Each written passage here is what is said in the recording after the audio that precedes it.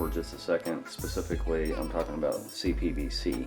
A lot of people are going to PEX nowadays. I'm not one of those people who are going to adopt PEX anytime soon. I always prefer copper. Never had an issue with copper, and maybe I'm just old school. No, strike that, I am old school. I don't trust a lot of the stuff out there nowadays. In fact, specifically, I don't trust CPVC. I have seen it crack. It gets very brittle after it gets so old. It's so brittle that if you just give it a little twist, you know, the whole thing just cracks and just falls apart. It's not. This is not something I'm assuming. This is not something that you know, that in your experience that you may have not experienced. This is what I'm telling you I know.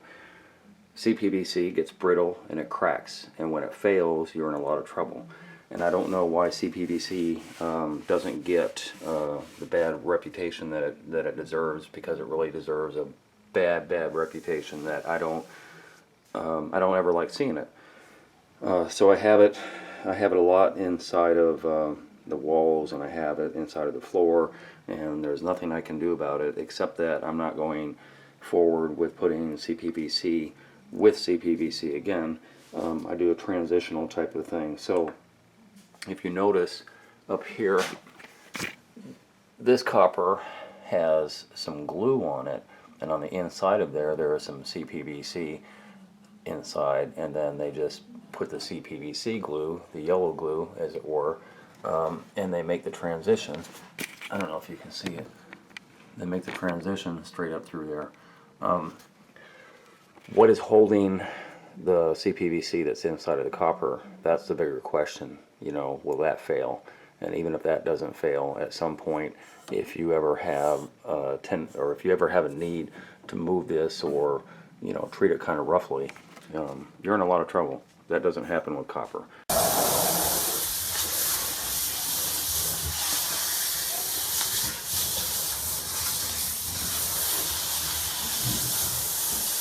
And it's like super hot too. Oh, fuck.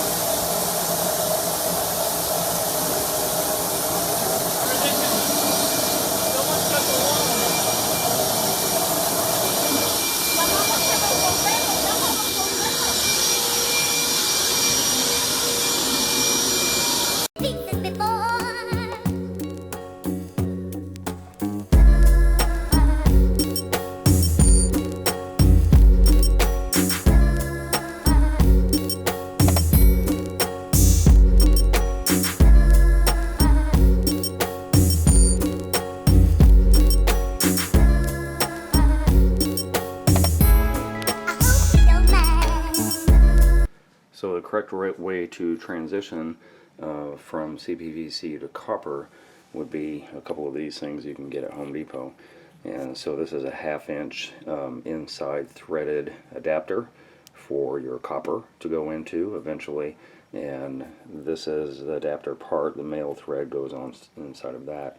Here is your CPVC adapter, and well, I can show you better than I can explain it. So that would go in here. Well, that would be backwards, so this would be going to CPVC if you ever had a need to, which I can't imagine you ever would. But once that gets threaded on, you put some pipe dope on that. The pipe dope will keep it watertight, and then you can put your CPVC right through there with the yellow glue that they sell, and then you can transition to CPVC. But that's not what I'm doing. I'm actually doing the opposite. In this case, I'm putting the CPVC to that adapter, and that adapter comes down. Can't put heat on this. Understand something. All your heat for this connector, all your heat for that connector should already be pre-sweated on. And the longer length of pipe you have, the better it is. And make sure you put a wet rag around it also, if you're going to be sweating it in place. But I never suggest sweating it in place, especially when you're dealing with plastic pipe. So you should do all your sweat connections and all that stuff first, and then go ahead, put your pipe dope on those threads, go ahead and turn it around until it's really tight.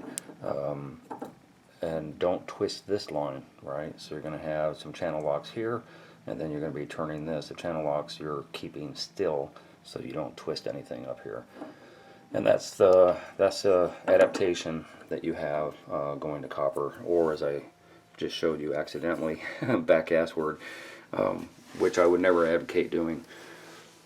Again, this is a matter of preference. As I said, a lot of people are doing PEX nowadays, and I'm not gonna go into the advantages or disadvantages of PEX. I don't know enough about it. I don't want to know about it. Copper has always served me very well. I've never had any issues with it. Again, doing the transition, normally what I would do is I would cut this out. This part right here, I would just eliminate all of this part here and then just go straight to copper as far as I could into the floor. But in this case, I'm not doing that. I'm leaving this CPVC in place. This is 10 years old. I'm assuming another 5 years, 10 years. You know, it depends on a lot of the chemicals in the water and stuff like that as to why this stuff gets weak. But again, it does get weak, and I would never ever recommend CPVC for anything in your house. That's just my personal opinion. You could differ with me if you want to, but I stand by my word with regard to copper. I've been using copper since the late 80s, and I've never ever had an issue with it, although some of you may have. I don't know if that's operator malfunction, but yeah, just make sure that you tighten this very well. As I said before, make sure you use some pipe dope. Don't use Teflon tape on this, use pipe dope. And let me show you.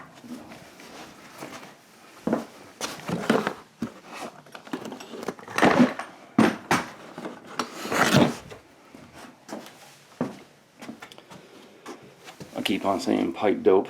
The proper term for it would be pipe thread sealant. And basically it comes with a brush type adapter onto the lid, and you just spread it all over. You can't spread enough on those threads, but you spread it on the male threads very liberal, and that will hold the seal. So Teflon tape would not be appropriate for this. You could use it, but you would have to wrap it like 15-20 times to make sure you have a good seal, whereas this has never let me down. That is a proper way to do it. There is a very, very strong temptation out there. Very strong, especially nowadays. People using sharp bites. So this is a sharp bite if you don't know. I have it capped off at the end. Basically both ends are the same. It's a connector. It connects CPVC. It can connect PEX. It can connect copper to copper. And it's really easy to use when you slip it on the joint here. Right there, listen for when it bottoms out like that, you're good to go. So there's a lot of people that use these by default because they don't know how to sweat pipe or whatever reason they have. You would connect your next pipe on here and you would continue on. Don't do this. This is a very, very dangerous thing to do.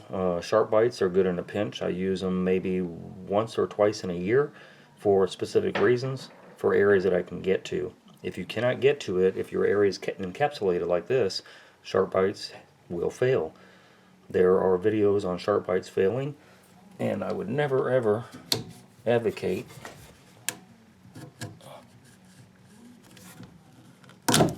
putting one of these in an enclosed area, especially if the other side is an outdoor type of environment. Don't use sharp bites for an area you're going to be encapsulating, especially in a shower area like this where you don't have access in case it fails.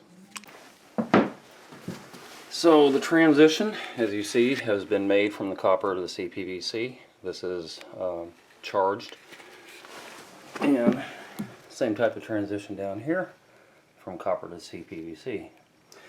When I said you can't use Teflon tape, what I meant to really say, you can use it, but you're going to have to wrap it 10, 15 times, because if you only wrap it 2 or 3 times, it won't work. So, rather than use Teflon tape, use pipe dope. It works a lot better. And you can't use enough of this. You can just glob it on there and guarantee it'll seal. I hope you enjoyed that video. If you did, then subscribe. Hit that button and subscribe. I make nothing off of YouTube, so please be a Patreon member. I'm going to post a link down below to my Patreon account, and you can donate $1, $5, $10, $20 a month. Just pledge that on a monthly basis. That will help me produce more videos and content so that you can watch and learn from my channel. And donate at least $50 if you're going to call. If you're going to call for advice, donate to my PayPal, please. Donate first, and then feel free to call me or email me for advice. Otherwise, business calls only, please.